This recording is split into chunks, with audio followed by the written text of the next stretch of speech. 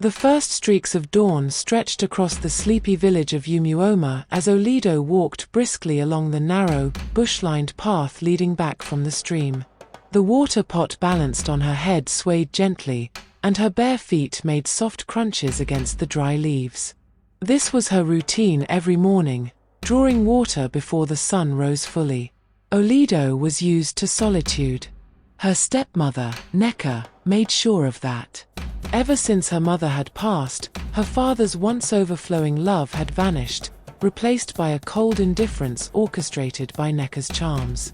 Now, Olaedo was little more than a shadow in her own home, unloved and unnoticed except by her late mother's grave, where she poured out her grief. That morning was different. As Olaedo approached the bend in the path that marked the halfway point back to her hut, an eerie silence descended.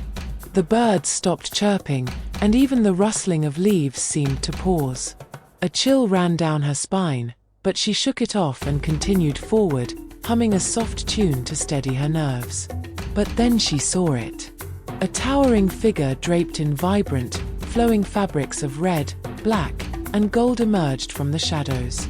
Its face was concealed behind an intricately carved mask, painted with haunting patterns that seemed to shift in the dim light. Feathers, beads, and charms dangled from its arms and waist, and its movements were unnervingly fluid, as though it were gliding rather than walking. Olaedo froze. She had heard whispers of masquerades during the village festivals, but this one was unlike anything she had ever imagined. Unbeknownst to her, she was gazing upon the JK, a sacred, fearsome masquerade said to emerge every 4 months to cleanse the land of impurities. Women were forbidden from seeing it, for its sight was said to bring calamity upon them. But Olaedo did not know. The masquerade stopped abruptly, its masked face turning toward her. The air grew heavier, and a low, guttural hum began to emanate from it.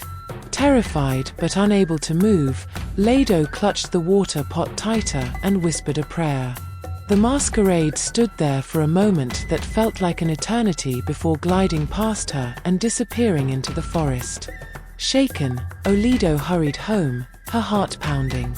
She did not tell anyone what she had seen. She assumed it was just another aspect of her lonely life in the village, another secret she had to keep. That evening, the village was thrown into turmoil. A heavy storm, unseasonal and ferocious, swept through, uprooting trees and destroying crops. Elders gathered in the village square, whispering about an omen, a breach in the sacred laws. Olaedo stayed in her hut, confused and frightened by the storm and the growing tension outside. The next day, rumors spread. Someone had seen the JK, and the village must now uncover who it was to appease the gods. Neka, ever watchful and suspicious of Olaedo, noticed her stepdaughter's unease and accused her. "It must be her," she spat.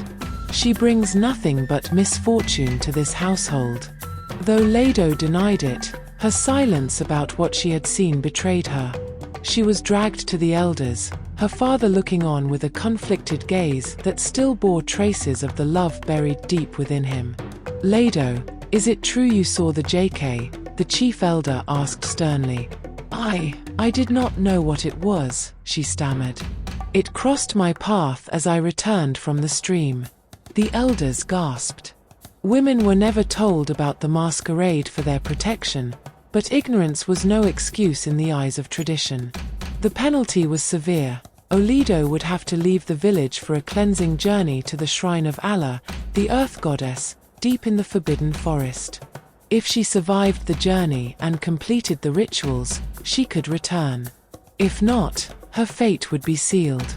Before she left, Olaedo visited her mother's grave one last time. She knelt by the mound, tears streaming down her face. "Mother, I wish you were here," she whispered. "I wish someone had warned me. I am so alone." Little did she know, the spirit of her mother watched over her, and her journey, though fraught with danger, would bring not only redemption but also the uncovering of the truth behind her stepmother's charms and her father's estranged love. With the dawn of a new day, Olaedo stepped into the forest, her heart heavy but her spirit determined. The path was uncertain, but for the first time in years, she felt a spark of hope, a chance to reclaim her life and her father's love, no matter the odds.